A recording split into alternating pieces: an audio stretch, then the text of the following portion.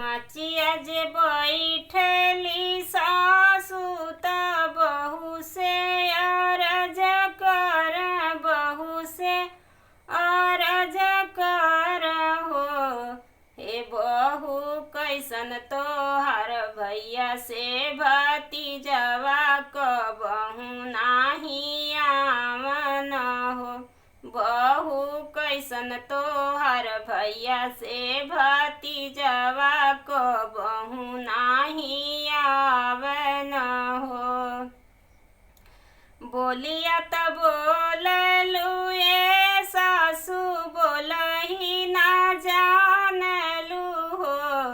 हे सासु बिना हो माई क नैहरवानी को नाही लागे न हो। सासु बिना हो माई के नैहरवानी को नाही लागे न हो। सासु माई मोरी रहती पलंग पर बैठवती त दुख सुख सुनती न हो।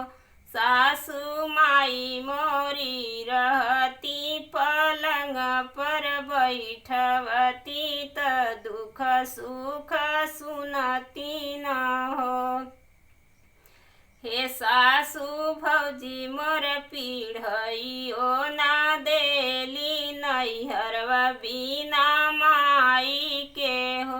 सासु भौजी मोर पीढ़ियो ना देली नैहरवा बिना माई के हो।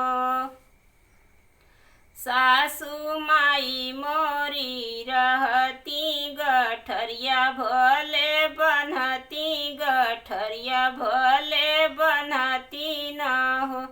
हे सासु भौजी ना देली हो खोइछवा नैहरवा बिना माई के हो। सासु भौजी ना देली खोइछवा नैहरवा बिना माई के हो। जब सासु माई मोरी रहती त कुछ दूर पहुँचवती, अरे कुछ दूर चलती न हो। हे सासु भौजी त लांघे ना दुवरिया नैहरवा बिना माई कहो। हे सासु भौजी ना लांघे नी दुवरिया नैहरवा बिना माई के हो। जब माई मोरी रहती त बाबूजी के भेजती, भैया के हमरे भेजती न हो। हे सासु भौजी ना भेजली भतीजवा नैहरवा बिना माई के हो। एतनी बचन जब सुनली सासु त बहू के समझावली हो।